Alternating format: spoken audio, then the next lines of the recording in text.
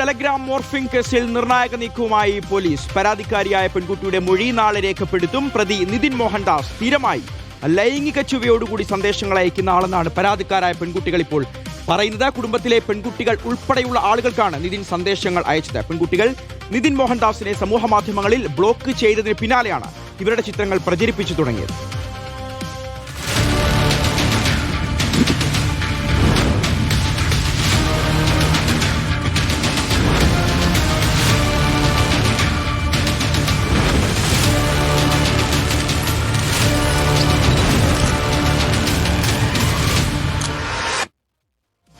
അഭിലാഷ്, സ്വന്തം കുടുംബത്തിലെ പെങ്ങന്മാരുടെ ചിത്രങ്ങളാണ് മോർഫ് ചെയ്ത് വിൽപ്പനയ്ക്ക് വെച്ചത്. അവർക്ക് തന്നെയാണ് അശ്ലീല ചുവയോടുകൂടിയുള്ള മെസ്സേജ് അയച്ചത്.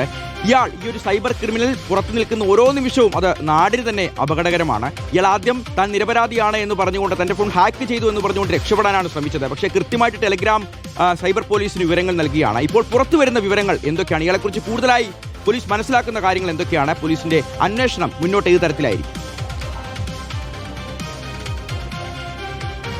ഷിയാസെ, ഏതൊരു കുറ്റവാളിയും പിടിക്കപ്പെടുമ്പോൾ പറയുന്ന ഒരു കാര്യമാണ് താൻ നിരപരാധിയാണ് എന്നുള്ളത്. പക്ഷേ അന്വേഷണത്തിൽ കൂടുതൽ വിവരങ്ങൾ പുറത്തു വരികയും ചെയ്യും. അത്തരത്തിലുള്ള വിവരങ്ങളാണ് ഇപ്പോൾ പുറത്തു വന്നുകൊണ്ടിരിക്കുന്നത്. അതായത് ഒരു വലിയ തരത്തിലൊരു സൈക്കോയ, അത്രയും തന്നെ ക്രിമിനൽ ബുദ്ധിയുള്ള ഒരാളാണ് ഈ നിതിൻ മോഹൻരാജ് എന്ന് വ്യക്തമാക്കുന്നതാണ് ഈ തെളിവുകളൊക്കെ വരുന്നത്.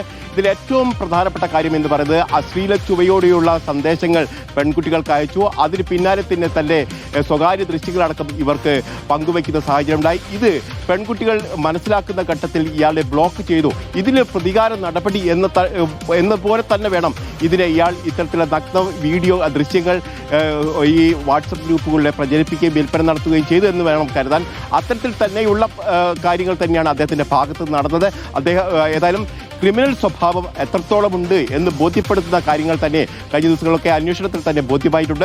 ഏതായാലും പോലീസ് ഇതുമായി ബന്ധപ്പെട്ട് മുന്നോട്ട് പോകുന്നു എന്നതാണ് പ്രധാനപ്പെട്ട കാര്യം. ഏതായാലും ഇയാളെ കസ്റ്റഡിയിൽ വാങ്ങി കൂടുതൽ ചോദ്യം ചെയ്യാനും കൂടുതൽ തെളിവുകൾ ശേഖരിക്കാനും പോലീസ് നീക്കം നടത്തുന്നുണ്ട്. അതോടൊപ്പം തന്നെ ഇതുമായി ബന്ധപ്പെട്ട് പരാതി നൽകിയ ആളുകളെ അവരുടെ മൊഴി രേഖപ്പെടുത്താൻ നീക്കമാണ് ഇപ്പോൾ പോലീസിന്റെ ഭാഗത്ത് നടക്കുന്നത്. ഏതായാലും സാന്ദ്ര നൽകിയ പരാതിയിൽ ഇപ്പോൾ മാഹി സ്വദേശി കൂടി നാളെ ഇതുമായി ബന്ധപ്പെട്ട മൊഴി നൽകാൻ എത്തുമെന്ന് അറിയിച്ചിട്ടുണ്ട്. അതായത് നാളെ അവരുടെ മൊഴി രേഖപ്പെടുത്തും. അതോടൊപ്പം തന്നെ കൂടുതൽ പരാതികൾ കൂടി വരാനുള്ള സാധ്യതയാണ് ഈ ഘട്ടത്തിൽ നമുക്ക് മനസ്സിലാക്കാൻ കഴിയുന്നത്. അത്തരത്തിൽ പരാതികൾ വരികയാണെങ്കിൽ കൂടുതൽ ശക്തമായ കേസുകളിലേക്ക് പോകാൻ കഴിയും എന്ന് പോലീസ് കരുതുന്നു. അതോടൊപ്പം തന്നെ ഇതുമായി ബന്ധപ്പെട്ട കൂടുതൽ തെളിവുകൾ ശേഖരണം നടത്തുന്നു.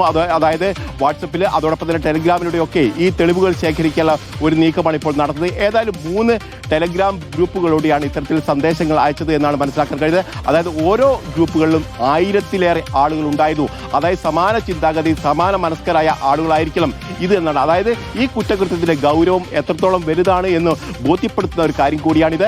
ഏതായാലും ഇക്കാര്യത്തിൽ പോലീസ് കൃത്യമായ അന്വേഷണത്തിലേക്ക് പോകുന്നു. പ്രത്യേകിച്ചും റിപ്പോർട്ടർ TV ഈ വാർത്ത നൽകിയതിന് പിന്നാലെയാണ് പോലീസ് കാര്യക്ഷമമായി ഈ കാര്യം അന്വേഷിച്ചത് എന്ന് കൂടി പറയേണ്ടി വരും. തീർച്ചയായും അഭിലാഷ്, അതിൽ നമുക്ക് എല്ലാവർക്കും അഭിമാനിക്കുകയും ചെയ്യാം. പുറത്ത് പേര് പോലും പറയാൻ കൊള്ളാത്ത പേരിലുള്ള ടെലിഗ്രാം ഗ്രൂപ്പുകളിലൂടെയാണ് ഇയാളുടെ ഇത്തരത്തിലുള്ള പ്രവർത്തികളെല്ലാം നടന്നുകൊണ്ടിരുന്ന. ഇയാളുടെ ഫോൺ ചെക്ക് ചെയ്ത പോലീസ് തന്നെ ഞെട്ടിപ്പോവുകയാണ് ഉണ്ടായത്. 70,000-ഓളം ചിത്രങ്ങൾ, എല്ലാം മോർഫ് ചെയ്ത അശ്ലീല ചിത്രങ്ങളാണ്. 800-ഓളം പെൺകുട്ടികളുടെ ചിത്രങ്ങൾ ഇയാൾ ഇത്തരത്തിൽ ദുരുപയോഗം ചെയ്തിട്ടുണ്ട് എന്നുള്ളതാണ്. അപ്പോൾ ഈ നിതിൻ മോഹൻദാസും ഇയാളെപ്പോലെ സമാന ചിന്താഗതിയുള്ള എല്ലാ ആളുകളെയും, എല്ലാ സൈബർ ക്രിമിനലുകളെയും കൂട്ടിക്കെട്ടുന്ന തരത്തിലുള്ള സമീപനമാണ്, അന്വേഷണമാണ് മുന്നോട്ട് പോലീസിന്റെ ഭാഗത്തു നിന്ന് ജനങ്ങൾ പ്രതീക്ഷിക്കുന്നത്.